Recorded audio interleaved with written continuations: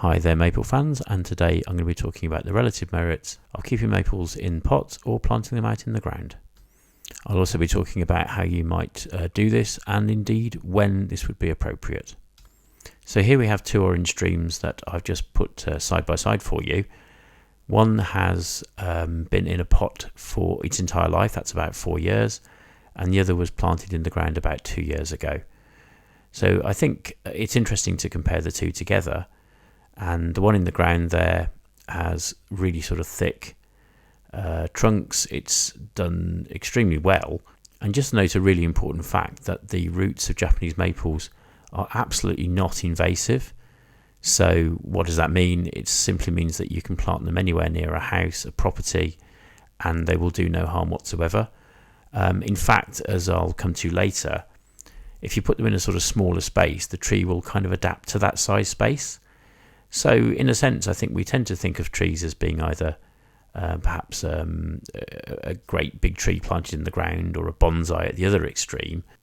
A tree planted in a sensible sized pot like this will restrict its growth very nicely actually and make a huge difference. The growth rate is very different. It's not as tall. Bear in mind, of course, for a really good comparison, I'd need to take it out of the pot there and bury it in the ground, or bury the pot in the ground to drop it down about 12 inches or 30 centimetres or so, because that's how tall the pot is. And then we would see even more that the relative sizes are quite different really. But also note that the one in a pot is less thick, it's less dense, less bushy. So there's a real difference in growth habit overall. So just to be clear here, there are not just two choices to put in the ground or a pot. So in fact, putting your tree into a pot and delaying for a couple of years perhaps can work really well. I think this is hugely beneficial because this particular orange dream really loves shade. I've mentioned in the videos before, if you put these in the right place, they're absolutely gorgeous and they thrive. If you put them in full sun, you'll be very disappointed with them. I also think these are good cultivar to pick because they're very easily available. But planting them out at a certain age just works better. So I've got a couple of trees that I bought recently this year and just waiting for the spring really, or indeed I could use seedling. If I take a tree of this size and decide to plonk it straight in the ground next year, this won't work. I think even a tree that's this size here, which is kind of the next size that you'll probably buy from a good supplier, that's kind of a little better and a little bit more viable. But I'd still rather keep that in a pot to grow on for a year or two, to be honest with you, before planting it in the ground. So the question is perhaps, why delay? Why not put them straight in the ground?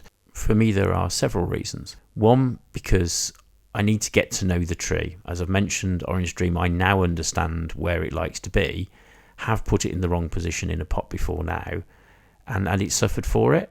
So with a pot, pick it up, move it somewhere else, try it somewhere different next season. If you spot damage early on, great, move it quickly. And I was new to this a few years ago. It's a learning curve, it's a process, and then you can do much better. A second really important consideration is the growth habits of these trees. So as you can see with this more advanced Japanese maple here, which is exactly the same variety, viewing one that's a year or two old really shows the growth habit of it. And your own plants in pots, when you buy them, they're just a little twig, a little stick almost sticking out of a pot. But as they age, you can start to see the habit, the shape, the form, and have a better idea about where the tree's going to go. You can, of course, at this point, or slightly earlier really, stake them up perhaps and try and sort of develop shape that's more suitable. But again, a bit more experience, a bit of knowledge sort of definitely goes a long way. So I do try to be honest on these videos, and in most instances I'm definitely learning from my mistakes. So the tree in my garden actually might be a little bit too bushy, it might spread quite a bit. I've got plans of moving the gate into a different position anyway, so I'm not terribly worried about that. But yes, if with hindsight I might have planted it a bit more further along the bed that it's currently in. But that's what learning is really. In terms of growth habit, it's really good to research what you're doing very carefully before you put a tree in the ground. Again, with pots, they can be moved, altered, changed location. That's all very well and good. But say you've got a minimal amount of space, something like one of these little Crimson Queen dissectums, it's just going to fit in a relatively small area. I mean, this tree's, I don't know, it's probably 20, 30 years old, out and about at Western Burt Arboretum in the UK, and it's not huge. And also because it's a low-level tree, it's really clear that it's sort of not overwhelming, it's not towering above the neighbour's fence or whatever. It's going to be relatively compact and in the ground and sensibly spaced. That should do us very, very nicely, really. And just glimpsing there, actually, it's 1987, so as you can see, a sensible tree for a smaller garden. Really nice by water, perhaps, overhanging a little pond or stream that you may have. Nice and compact, and a really sensible, slow-growing choice for some locations when planting in the ground. So another excellent choice, and again, it's kind of learning. You can research this, of course, but by leaving a tree in its pot for a little while, you will understand the growth habits so much better.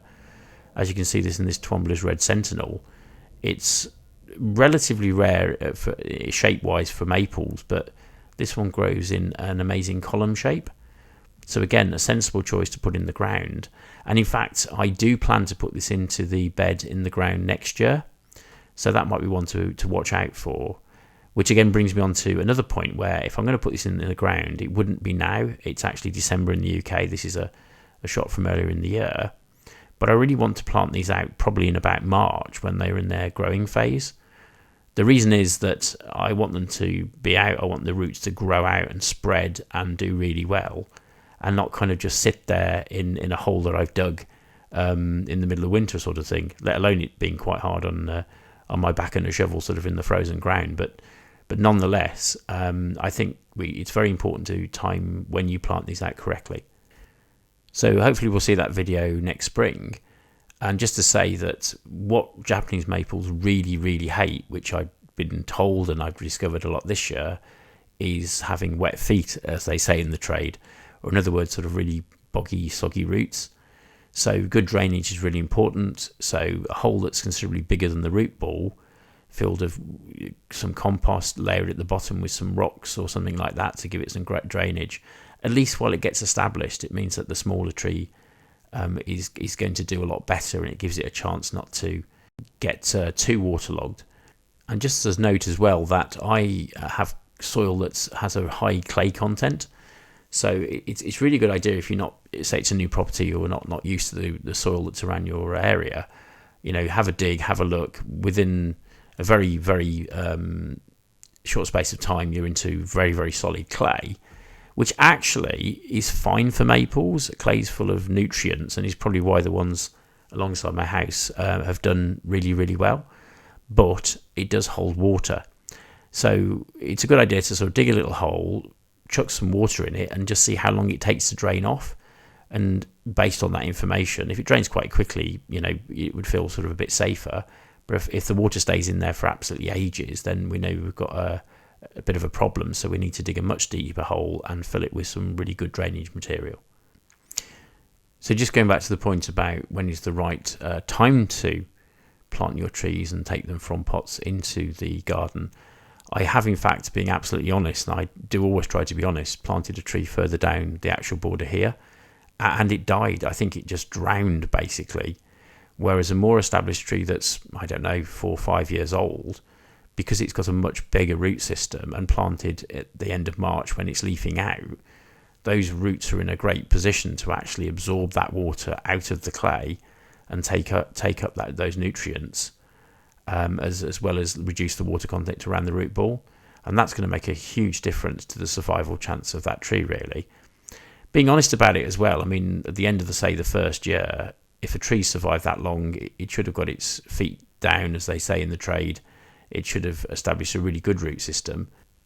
And a bit like the orange dream that I did plant out, once it's actually established, then it's going to do fabulously well and need a lot less attention. So if you put things in the ground, they can help themselves to the nutrients they need. They can help themselves to the amount of water they need. Yes, particularly in that first year, if it's a very, very dry summer, you might want to water them, infrequently, a couple of times a week, perhaps in this country, even in really hot conditions, because that soil is going to hold a really good reservoir for them. So it's sort of less attention, easier to leave alone. If you go on holiday, then that's absolutely fine. And just note, in the case of Sangukaku here, keeping them in a pot will keep their size small. I've said it before, but you don't have to just do bonsai or allow the tree in the ground to reach enormous proportions like this. This is about as old as me, so sort of 50 odd years sort of thing really, and it's absolutely huge. So if you're going to plant a tree out, I think in conclusion, picking the right tree, pick dwarf varieties if you want to keep them small, pick larger varieties if you want to fill space. There's columnar varieties if you want to vertical height. There's low spreading varieties like dissectums. So just picking the right tree and delaying it a year or two until it's going to really thrive and it's a slightly bigger tree, I think can be extremely useful and very helpful indeed.